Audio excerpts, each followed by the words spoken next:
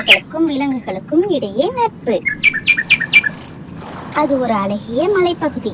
அங்க எப்பவுமே நீரோடைகள் மற்றும் அருவிகள் சலசலன்னு ஓடிக்கொண்டே இருக்கும். அந்த காட்டுல பறவைகளும் நண்பர்களும் எப்பவும் ஒற்றுமையா சந்தோஷமா வாழ்ந்து வந்தாங்க. அந்த காட்டுல பறவைகளும் விலங்குகளும் எப்பவுமே நண்பர்களாக தான் இருந்தாங்க. அவங்களுக்குள்ள சண்டையே வந்ததில்லை. இப்படி நிம்மதியாவும் சந்தோஷமாவும் இருக்கிற அந்த காட்டுல வழக்கமா ஒரு பழக்கம் இருந்தது. அது என்ன அப்படின்னா, எப்பவுமே வாரத்துல ஒரு நாள் அங்க இருக்கிற பறவைகள் எல்லாம் தங்களோட குறைகளை ராணி பறவையிடம் சொல்லும். ராணி, நம்ம காட்டுல புதுசா ஒரு பிரச்சனை வந்திருக்கு, உங்களுக்கு தெரியுமா? நம்ம காட்டுக்கு புதுசா ஒருத்தர் வந்து நம்ம காட்டுல உள்ள மரங்களை எல்லாம் வெட்டி காட்ட அழிச்சுக்கிட்டு இருக்காரு. அப்படி சொன்னதும் 2 பறவைகளும் அதை எப்படியாவது சரி பண்ணணும்னு கிளம்புனாங்க. இந்த காடு நமக்கு ரொம்ப முக்கியமானது, இதை அழிக்க யாரையும் நம்ம விடக்கூடாது. நம்ம காட்டுலயே தைரியமாவும் புத்திசாலியாவும் இருக்கிற பறவை யாருன்னு சொல்ல பார்ப்போம். உடனே அதுக்கு நினைவுக்கு வந்தது காகம்தான்.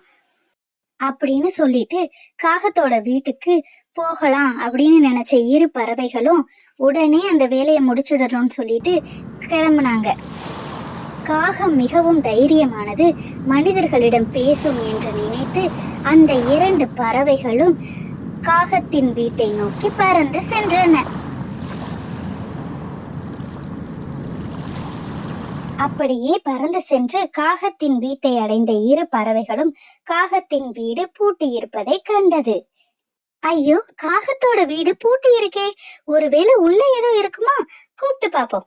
காக்கா, என்ன, நம்மளை யாரோ கூப்பிடுற மாதிரி இருக்குது, யாரு, உங்களுக்கு என்ன வேணும் அப்படின்னு அந்த காகம் கேட்டது. உடனே அந்த தோழி பறவை, உன்னை பாக்குறதுக்காக ராணி பறவை வந்திருக்கு, வெளியே வா என்றது. அதை கேட்டதும் காகம் மிகவும் சந்தோஷம் அடைந்தது. என்ன, ராணி பறவை என்ன பார்க்க வந்திருக்காங்களா? இதோ வந்துட்டேன் அப்படின்னு சொல்லிட்டு தலகால் புரியாம ஓடி வந்து நின்றது. சொல்லுங்க ராணி, என்ன விஷயமா என்ன பார்க்க வந்தீங்க, சொல்லுங்க அப்படின்னு அந்த காகம் கேட்டது.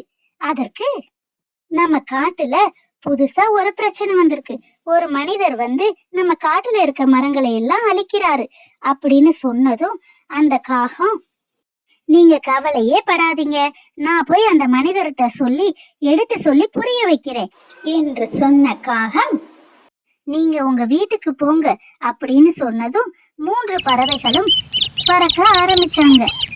அதுல காகம் மட்டும் அந்த மனிதரை போய் சந்தித்து பேசலாம்னு அந்த மனிதர் இருக்கிற இடத்தை தேடி அலைந்தது. ஒரு வழியாக அந்த மனிதன் இருக்கும் இடத்தை காகம் கண்டுபிடித்து விட்டது. பிறகு அந்த மனிதரிடம் சென்று பேசத் தொடங்கியது. இந்த மனிதர்கிட்ட எப்படியாவது எடுத்து சொல்லி அவருக்கு புரிய வச்சிடணும்னு நினைச்ச காகம் அவர்கிட்ட பேச ஆரம்பிச்சது. ஐயா, நீங்க இந்த மரங்களை வெட்டாதீங்க, மரங்களை வெட்டுனா நாங்க எங்க தங்குவோம் அப்படின்னு பேச ஆரம்பிச்சதும் அந்த மனிதர் ரொம்ப திகைச்சு போனாரு. இந்த மரத்தை வெட்டிதான் நானே பொழப்பு நடத்திக்கிட்டு இருக்கேன். ஐயா, உங்களுக்கு எஞ்சி கேட்டுக்கிறேன், தயவு செய்து எங்க மேல கருணை காட்டுங்க அப்படின்னு அந்த காகம் சொன்னதும் அந்த மனிதர், இப்ப நீ போகல, நான் உன்னையும் சேர்த்து கொன்றுவேன் அப்படின்னு அவர் சொன்னதும் அந்த காகம் சோகத்தோடையும் தோல்வியோடையும் தன்னோட வீட்டுக்கு நடக்க ஆரம்பிச்சது. அத பார்த்து கொண்டு வேகத்தோட சீறி பாய்ந்து ஓடி வந்து அந்த மனிதர்கிட்ட நின்றது. அந்த மனிதர் அதை பார்க்கவும் திகச்சு போயிட்டாரு. இன்னொரு முறை நான் இந்த காட்டுல பார்த்தேன், நீ உயிரோட திரும்ப போக மாட்ட அப்படின்னு சிங்கம் சொன்னதும் அந்த மனிதர் தலைகால் புரியாம தலை தெறிக்க ஓடினார். பிறகு சிங்கத்தை பார்த்து, ரொம்ப நன்றி நண்பா என்று கூறிவிட்டு காகம் சிங்கத்தின் மேல் ஏறி சவாரி செய்து தன் வீட்டிற்கு சென்றது.